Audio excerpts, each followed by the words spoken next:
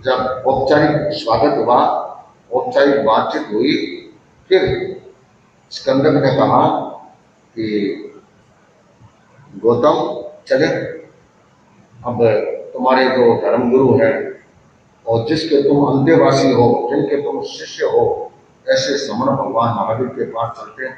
तो उनके पास जाने के लिए मैं आया हूँ। उनके पास चलते हैं, उनको प्रणाम करते हैं, उनको वंदन करते हैं, उनको नमस्कार करते हैं और उनकी उपासना करते हैं। गौतम ने कहा, आहा स्वम देवानुज्ञा मां प्रेरणा।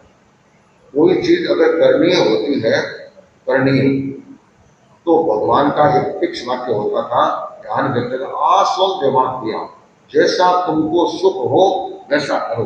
अगर तुमने निर्णय ले लिया है तो मां परिबंधम, फिर विलंब मत करो, फिर विलंब मत करो, तुरंत ये काम करो। और कोई चीज की आज्ञा लेते हैं और वह आज्ञा हमारे देने की कल्पनीय नहीं है, तो वह आता है तुसी लिए संचित थी। उस समय पाठ आएगा कि भगवान ने उसका जवाब नहीं दिया, वो मौन हो गए। इसका मतलब वे ना हाँ भी नहीं कहना चाहते और ना भी नहीं कहना चाहते, जब शांत। उस समय की स्थिति ऐसी है कि वे ना तो कह नहीं सकते, हाँ कहना नहीं है, वो मौन हो जाते हैं। और जहाँ ऐसा बोलते हैं, इसका मतलब तुम्हारे लिए यह कार्य करणीय है, तुम चाहते हो तो करो, जितना करना निर्णय ले लिया है तुरंत करो। दोनों साथ साथ उनको लेकर के और भगवान के पास आए, और आते ही अब भगवान महावीर के बारे में बता रहे हैं, तेनम कालेनम तेनम समयनम समने भगवान महावीरे वियट्ट होई यावे होता।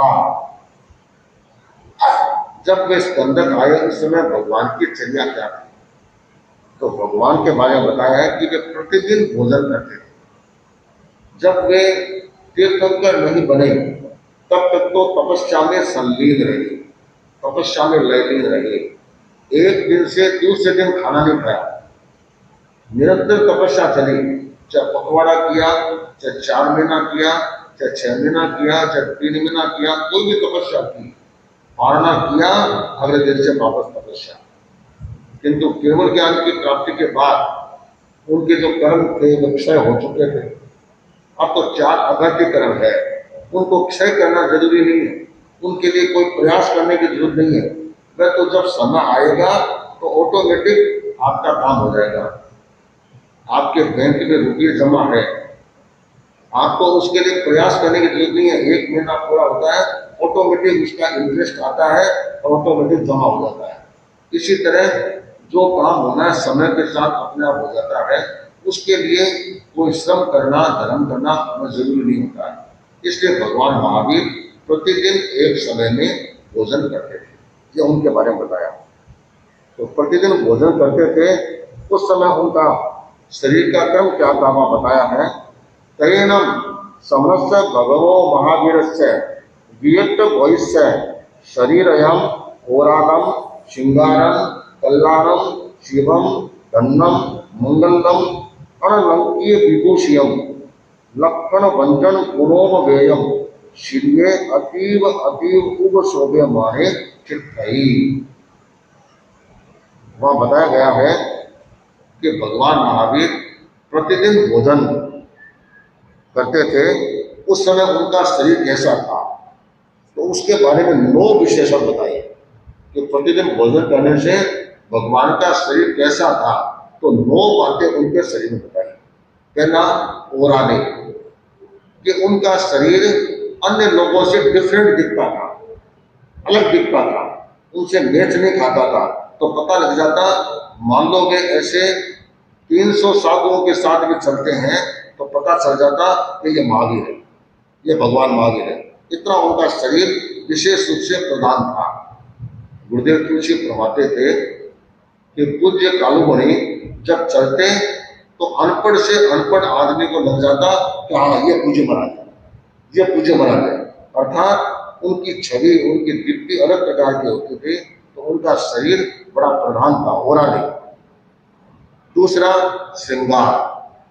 श्रृंगार मतलब श्रृंगार तो होता नहीं, किंतु उनका शरीर अतिशय शोभा वाला होता था, अतिशय शोभा वाला, एकदम अच्छी शोभा प्रकट होती थी।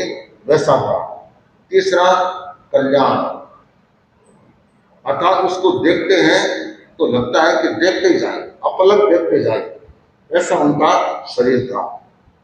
चौथा शिव, उनका शरीर जहां कहीं भी जाता वहां किसी भी प्रकार का उपद्रव नहीं होता, प्राकृतिक उपद्रव, सैनिक उपद्रव, ये उपद्रव नहीं होता तो वह शांत हो जाता था। इतने उनके शरीर का प्रभा मंडल था। पांचवी बात बताई धन्य। धन्य, धन्य का अर्थ होता है यहाँ पर स्वस्थ, कि उनका शरीर एकदम स्वस्थ, माथों में क्या दुख है ये भी उनके शरीर में नहीं था, एकदम स्वस्थता के साथ वे ये रहते थे, कोई उसमें गड़बड़ का काम नहीं था। छठा है मंगल्य, कि वे सबके हित की कामना करने वाले थे। उनके पास कोई आता तो यह सोचता था कि मेरा हित होगा, मेरा कल्याण होगा, इस चिंतन के साथ आता था, उनका कल्याण भी हो जाता, इतना उनका प्रभा मंडल का प्रभाव था। और तीसरा है अनलंकृत विभूषित, कि वे जब बैठे रहते चलते तो लगता मानो कोई आभूषण पहने गए हैं, जबकि भगवान के शरीर में तो कपड़ा भी नहीं होता था, कुछ भी नहीं होता था।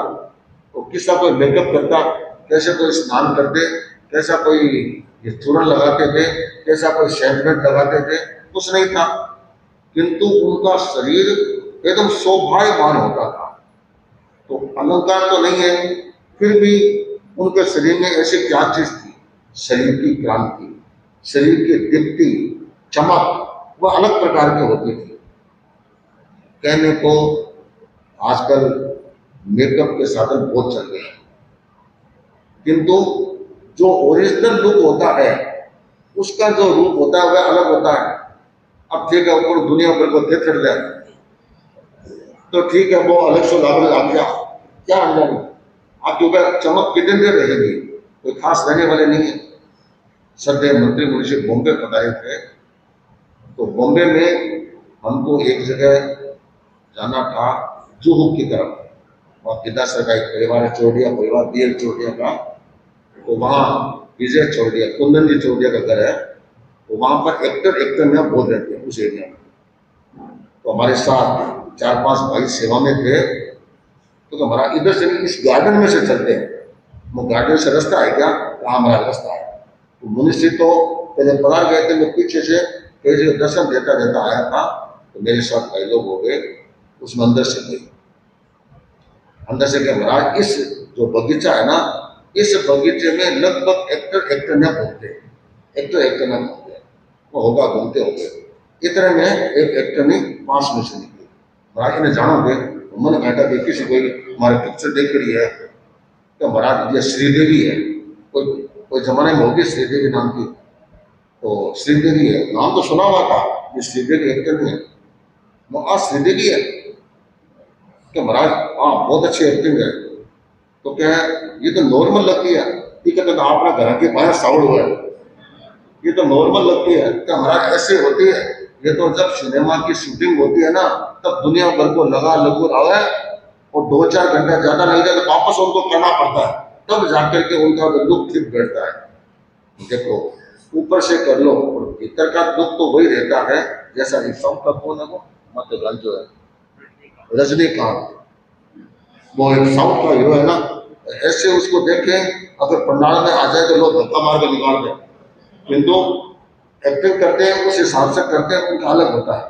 हाँ, ओरिजिनल जो लुक होता है जैसा भी है आदमी का, आदमी छिपाने से कुछ छिपता है, जैसा है सहज में प्रकृति की प्राप्त है वही ठीक होता है। ऊपर से कितना भी तामझाम कर लो एक बार हो सकता है, कई बार देखते हैं वह जब कोई भी ओरिजिनल रूप में आता है ना तब तो वह अच्छा लगता है, वो जब थोड़ा सा ऐसा वैसा करके आता है तब तो लगता है यार ये तो और खराब लगे। तो ठीक है, लोगों को रुचि है, लोगों का अपना क्रम है, सब कुछ है। तो भगवान महावीर कोई शोभा नहीं, कोई विभूषा नहीं, इन सब चीजों से ऊपर करना भी क्या था उनको, फिर भी जब विराजते तो लगता कि कितने सहज है, कितने अच्छे लगते हैं, कितने सुंदर लगते हैं, कितनी चमक है, कितनी दीप्ति है, कितनी प्रभा है। अब मान लो चेहरे के ऊपर दुनिया भर के वो चिकनास लगा दी, कितने टिकेगा। एक सहज चमक होती है, उसका रूप अलग होता है। हमने गुरुदेव तुलसी को देखा है कि आज तक क्या उनका प्रभाव मंडल था। आचार्य महाप्रभु जी वर्तमान में देखो, आचार्य महाश्रमण जी विराजे रहते हैं, कितना एक उनका सुंदरता का क्रम रूपता दीप्ति रहती है। ये क्या होता है कि भीतर की पुण्याई होती है, इस पुण्य से वह शरीर दीप्तिमान और क्रांतिमान बनता है। इसलिए भगवान महावीर कोई आभूषण नहीं, कोई तामझाम नहीं, फिर भी वे अलंकृत जैसे लगते थे। और 8वां बताया गया लक्षण व्यंजन और गुणों से युक्त। लक्षण शुभ सूचक शरीर के चिन्ह होते हैं। शरीर के अलग अलग चिन्ह होते हैं कि कान कैसा होता है, आंखें कैसी होती है, तिल कहाँ होता है, मस कहाँ होता है। ये सारी चीजें उसके शास्त्र बना हुआ है, उसके हिसाब से देखें तो उनके लक्षण बहुत अच्छे थे, व्यंजन बहुत अच्छा, तिल मस आदि बहुत अच्छे थे। गुण अर्थात उनके पास जाते ही एक सौभाग्य का फल मिलता था। कभी इनके पास आ गए अब तो अपना तकदीर खुल जाएगा, ये फीलिंग लोगों के मन में आती थी। इस तरह के गुणों से युक्त थे। और 9वां और अंतिम बताया गया श्री। श्री का मतलब है कि वे जहां विराजमान होते वहीं पर शोभा होती थी। वहां विराज जाते तो पूरे माहौल में एक शोभा का वातावरण बन जाता, सुंदरता का वातावरण बन जाता। जैसे कहीं भी प्रोग्राम होता है तो बाहर फरियां लगाते हैं, झंडे लगाते हैं, क्योंकि इससे शोभा बढ़ जाए। किंतु वे स्वयं विराजते, उनके विराजने में ही इतनी शोभा उनके बन जाती थी। इस तरह से भगवान महावीर विराजे हुए थे और बड़े शोभित लग रहे थे। अब ये स्कंदक सन्यासी उनके पास आते हैं और आगे उनका वार्तालाप कैसे चलता है उसकी चर्चा